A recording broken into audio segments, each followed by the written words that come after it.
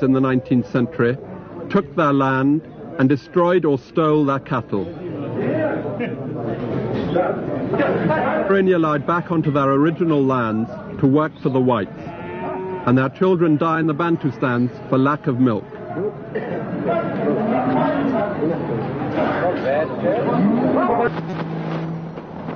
The wealth of the white farmers is built on the availability of cheap black labor. These men are cutting sugarcane near Durban. They start at 4 in the morning, they work 6 days a week, their pay is under 5p an hour, £2.20 a week.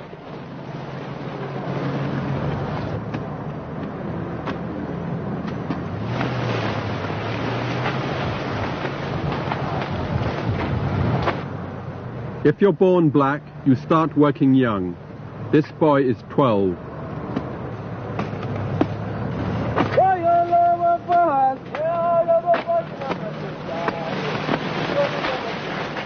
Foreign companies own a major share of every industry in South Africa.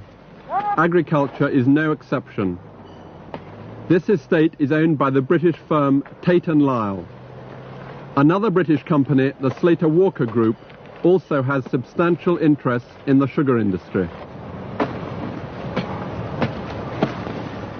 Furthermore, the United States subsidizes the white sugar farmers by guaranteeing to buy a fixed quota of their annual crop. This is the typical home of a sugar farmer.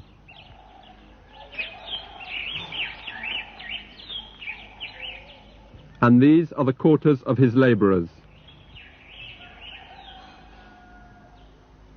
8 men share this room.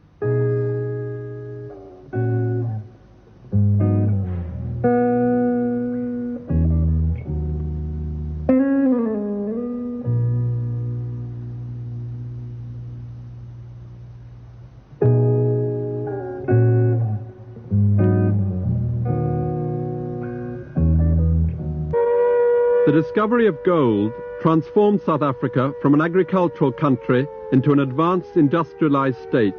And it's the gold mines that have set the pattern for the inequality between white and black in industry. For the 400,000 black miners have never seen the wealth that's been created by the gold they mine. They have to work up to 3 miles underground in intense heat and humidity. The work is extremely dangerous, especially for the black miners. 18,000 of them have died in the gold mines in the last 30 years, an average of 3 deaths per shift.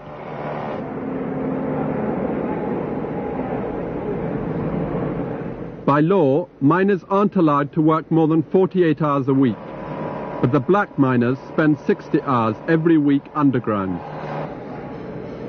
Their reward is 7p an hour, £4 a week. The white miners earn 16 times as much. The mining companies keep the blacks in compounds around the mines at a cost of £8 a year each. Here the miners are queuing for their daily food. It costs the companies 9p a day per miner.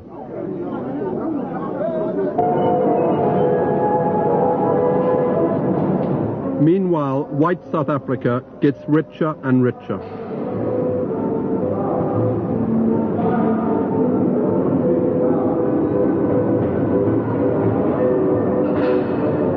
She has more cars, telephones, fridges, cameras than any nation in Europe.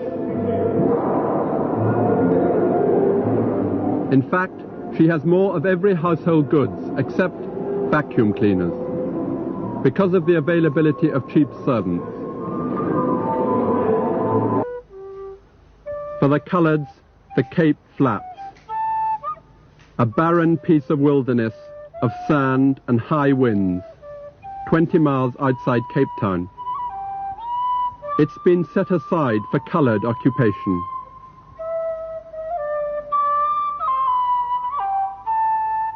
Many of the coloured families thrown out of Cape Town have joined the 40,000 coloured families already without housing in the area.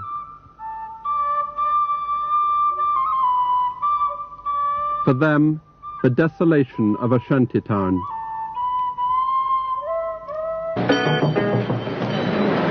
There is a rigid colour bar in all industries. No black is allowed to hold a position higher than a white.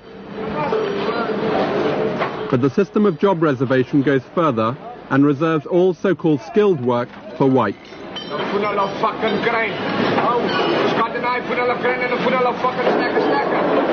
The whites call it their civilized labour policy. Dr. Verwoerd, the last Prime Minister, was very explicit about the position of black workers. There is no place for him in the European community above the level of certain forms of labour.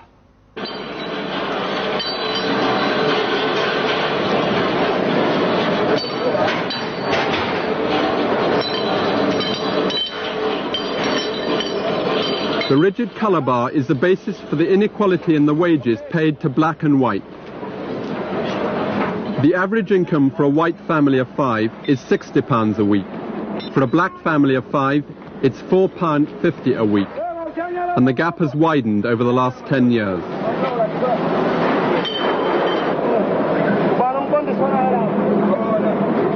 Under the master and servant laws, a black in many industries can go to jail for being absent from work, for trying to change his job before his contract expires, or for refusing to obey a command.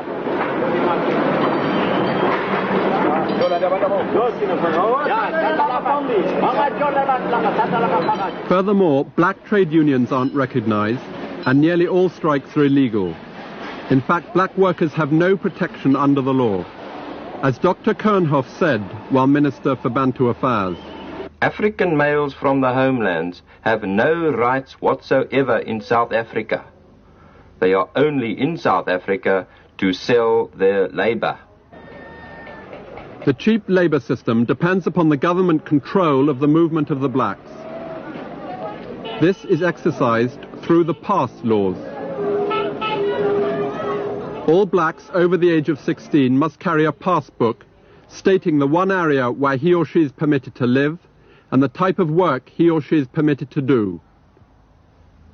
Failure to produce your pass book on demand, lack of necessary permits or incorrect entries mean immediate arrest.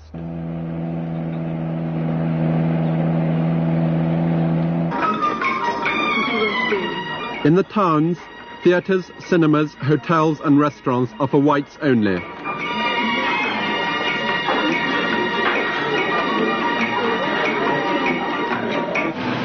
There are no facilities for blacks.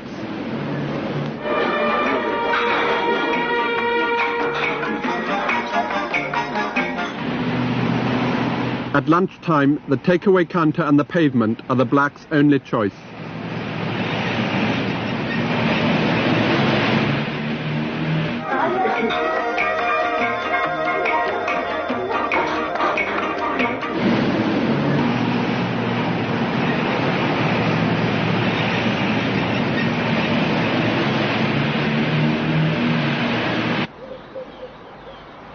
This home is in a suburb of Johannesburg.